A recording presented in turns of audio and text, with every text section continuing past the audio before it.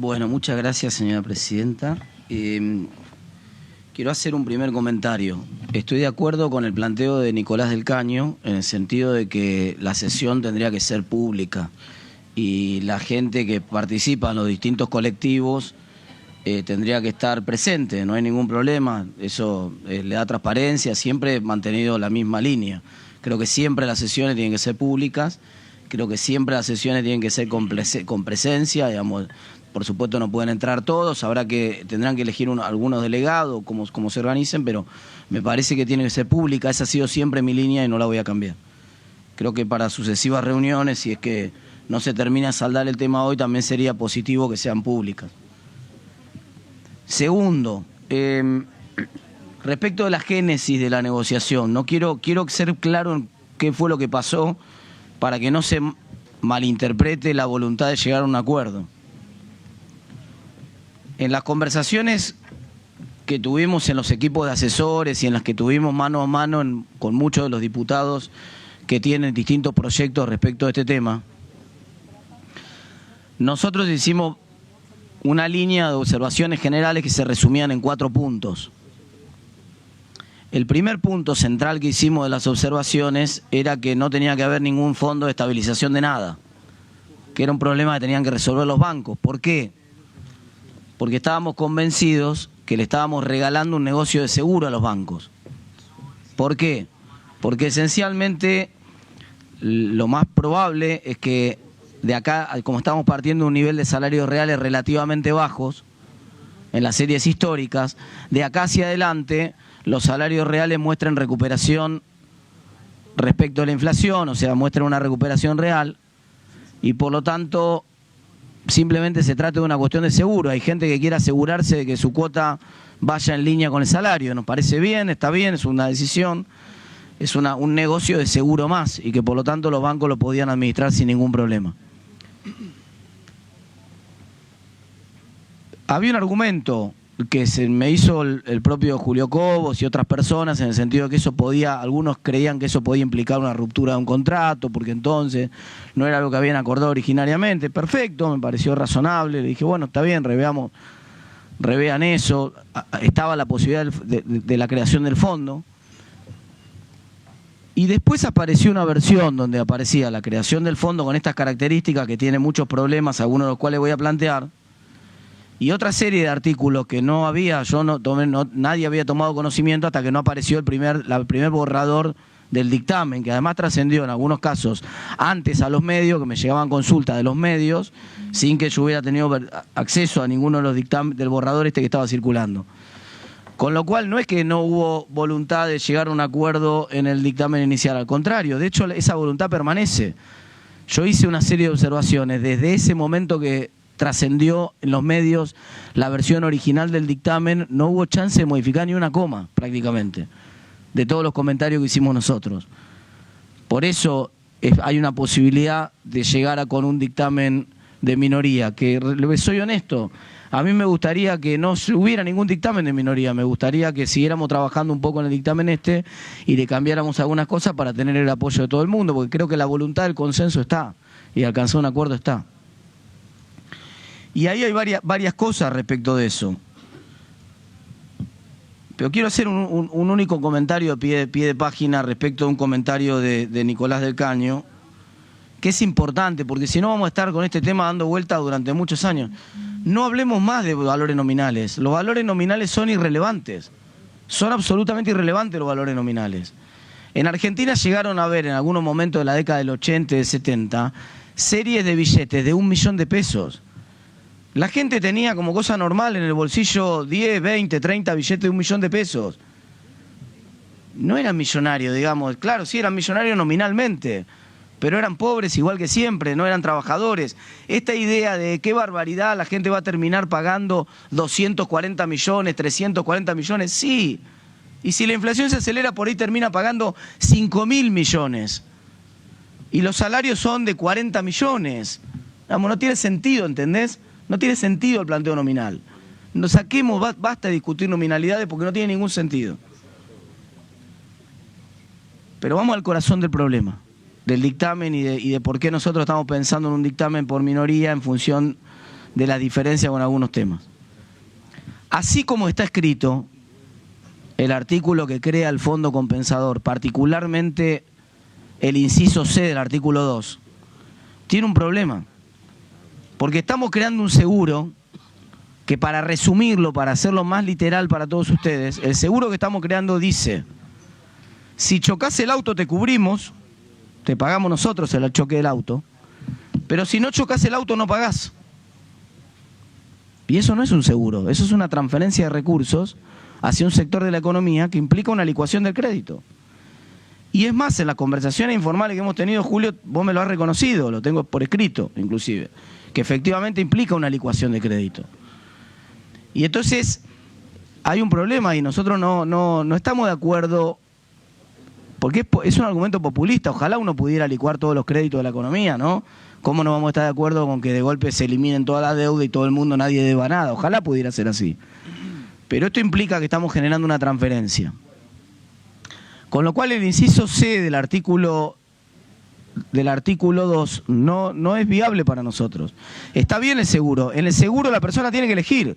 Si el argumento principal de los hipotecados suba del 99% de los que se quejan, que insisto en este punto que hice muchas veces, son una minoría de todos los casos, pero no importa. El 99% de los que se quejan dicen: hoy lo puedo pagar, porque de hecho eso es lo que muestra el dato de la realidad, hoy lo puedo pagar, con un esfuerzo enorme como el que hace todo el mundo en la sociedad. Pero veo una nube ahí que capaz que no lo voy a poder pagar dentro de pocos meses al ritmo que viene esto. Entonces quiere un seguro esa persona. Quiere asegurarse de que la relación que tiene hoy con el salario no se va a ver afectada. Y está bien, es un seguro. Entonces, si quiere ese seguro y elige que su cuota vaya atada en adelante al salario, perfecto, que vaya atada al salario. Pero el argumento de va atado al salario cuando sube menos el salario, va atada a la inflación cuando sube menos la inflación, es un argumento que es imposible votar eso. Comprendan que lo que estamos diciendo es esencialmente: si gano, gano, si pierdo, gano. Eso es lo que está diciendo el artículo. Si gano, gano, si pierdo, también gano. Entonces, cuando uno toma una elección, uno tiene que elegir. ¿El argumento cuál es? Que la cuota no la podés pagar porque tenés miedo que sea un porcentaje más alto de tu salario. ¿Querés el seguro de quedar atado a tu salario? Perfecto.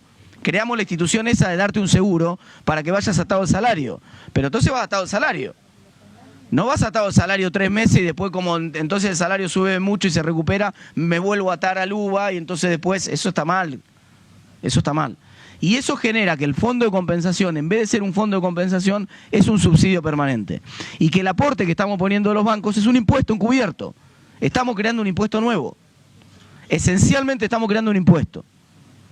Sí, es verdad, el 0,025 es una alícuota pequeña, pero en la práctica estamos creando un impuesto. Porque estamos estableciendo un aporte que, dadas las características de diseño del fondo que estamos creando, va a tener que ser siempre positivo. O sea, no es que en algún momento se va a estabilizar ese fondo.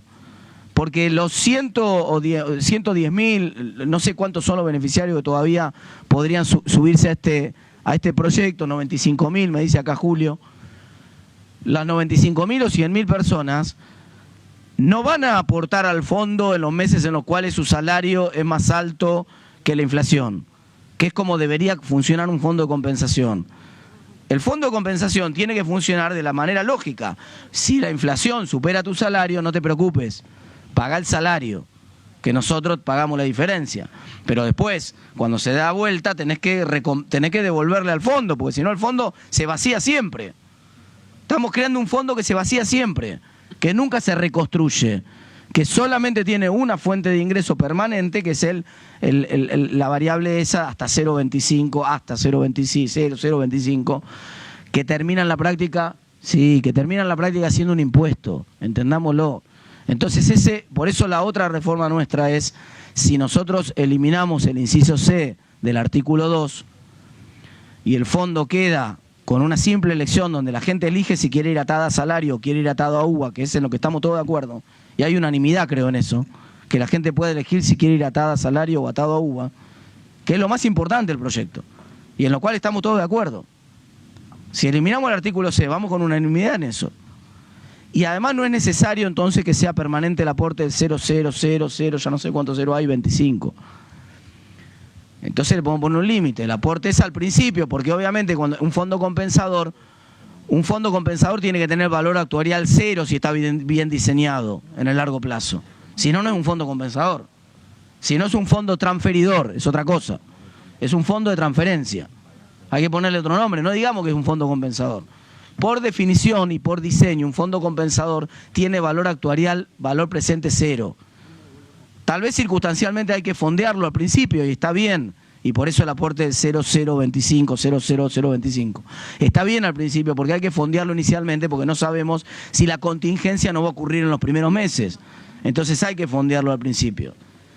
Pero esta idea de hay que fondearlo permanentemente al fondo porque nunca el beneficiario del fondo va a poner, solamente puede ser beneficiario del fondo y nunca aporta al fondo, esto no tiene sentido, no resiste ningún análisis. Esto no es un fondo de compensación, estamos creando un fondo de transferencia. Si ustedes quieren crear un fondo de transferencia, no hay ningún problema. Nosotros no lo vamos a votar, primero, y díganlo, se llama fondo de transferencia, no se llama fondo de compensación. Luego hay otros temas. En el artículo 7, efectivamente, hay una modificación que hemos planteado y que han tomado nota, o se está tomando nota acá, sobre que sea optativo el aporte del 7. Quiero sumar algo más. Para que los créditos puedan ser securitizables, y esto el doctor Heller lo va a comprender perfectamente por su experiencia en los bancos, el licenciado Heller. No, él es contador, ¿qué es usted? ¿Contador? ¿Nada? Un genio. Bueno, el señor Heller. El presidente de la Comisión de Presupuesto, el señor Heller, lo puede ilustrar perfectamente. Para que los créditos puedan ser securitizados, si nosotros ponemos que la extensión del crédito es indefinida y no se sabe, hay un problema. Tiene que poder ser empaquetado el crédito. Si no, todas las prescripciones que ponemos después en el proyecto para que se pueda securitizar el crédito, bajar el riesgo, bajar los costos de financiamiento de todo el sistema de hipotecas, que es como funciona en el mundo, no funciona, no va a andar. Entonces lo tenemos que empaquetar. Para empaquetar el artículo 7, lo que deberíamos hacer, una sugerencia técnica menor de cambio, inclusive, aunque vayamos con dictámenes de minoría, les sugiero que cambien esto, que es que se implemente, se instrumente, en todo caso, la extensión del crédito como un nuevo crédito, a los efectos de que el crédito original quede empaquetado en el periodo originalmente pactado del crédito. Si el crédito original queda empaquetado, se puede securitizar. Y si se puede securitizar, el sistema puede disminuir riesgo, puede hacerlo más barato el crédito para todos y puede haber más crédito hipotecario en Argentina. Entonces es un punto técnico importante. No pongamos una extensión de plazo en el mismo crédito, separémoslo en dos componentes y funciona mucho mejor. Habíamos hecho alguna sugerencia también respecto, la cuarta sugerencia que habíamos hecho respecto de que el mínimo no imponible, utilizar como deducción de ganancias algo diferente que lo del inquilino genera un tratamiento distinto que no corresponde. El tratamiento ante la ley tiene que ser igual.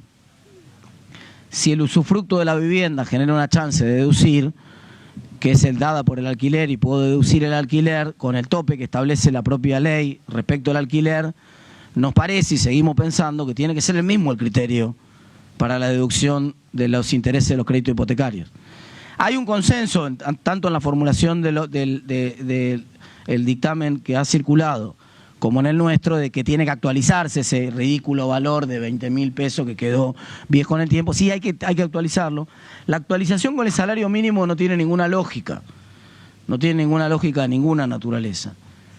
Sí, yo también había sugerido CBS inicialmente como también plantea Del Caño, pero después entendí, tiene razón los que plantearon que era mejor el RIPTE, porque efectivamente los créditos no van a gente que tiene salario informal, van a gente que tiene salario formal, ese era el requisito.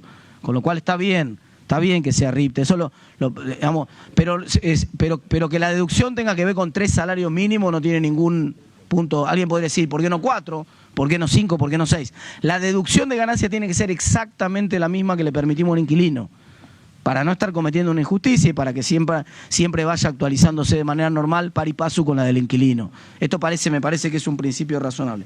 Un último punto, sobre el cual quiero hacer una diferencia central. Después tenemos algunas diferencias menores, pero que creo que se pueden limar. La suspensión de los desalojos es una mala idea. Porque no hay un problema con los desalojos. No hay un problema con los desalojos. No hay una situación de desalojo, no hay ni un solo desalojo. Que es la que genera la cobrabilidad alta del sistema, es que obviamente la gente paga esencialmente porque hay una consecuencia de no pagar. Si usted la principal consecuencia de no pagar la desarma, usted hiere de muerte el sistema de crédito, porque hacia adelante la gente que podría estructurar un crédito, cualquier banco público o privado que pudiera ofrecer un crédito, lo que haría es descontar dentro de la tasa y ya cobrarle más caro a usted la previsión de que probablemente algún grupo de legisladores en el futuro vuelva a hacer esto que estamos haciendo nosotros ahora. Y lo estamos haciendo sin ninguna ganancia aparente. Yo admitiría pagar el costo, esto como los blanqueos, como la discusión de los blanqueos. Los blanqueos generan un mal incentivo, todos lo sabemos, porque estamos premiando al que no cumple. Pero todos lo aceptamos porque del otro lado hay un beneficio para la sociedad, lo que permite recaudar el blanqueo. Entonces, si lo que permite recaudar el blanqueo nos permite hacer políticas públicas, ser razonable, uno dice, bueno, hay un costo y un beneficio, sopesamos. Si el blanqueo permite recaudar mucho, aceptamos que el incentivo que estamos generando no es bueno. Y lo sabemos todos que el incentivo no es bueno. Acá pasa exactamente lo mismo. El incentivo de la suspensión de los desalojos es un pésimo incentivo. Es un pésimo incentivo. Si encima lo hacemos en un contexto en el cual no hay desalojo, estamos haciendo una cosa que no la está pidiendo nadie, no hay ninguna necesidad de plantear esto, y estamos pagando un costo en dañar cómo funciona el sistema de crédito de mediano y de largo plazo en Argentina, un daño grande sin beneficio aparente. Entonces propongo retirar ese artículo también. Si alguna de estas consideraciones las podemos limar y podemos avanzar, no hay necesidad de ir con 2 dictámenes, podemos ir con un solo dictamen y ese dictamen sería de consenso. Si en cambio digamos, no hay razonabilidad para la inclusión o aceptación de las sugerencias, bueno, seguiremos trabajando en la voluntad de construir un consenso con la posibilidad de que tal vez no llegamos a hacerlo. Muchas gracias.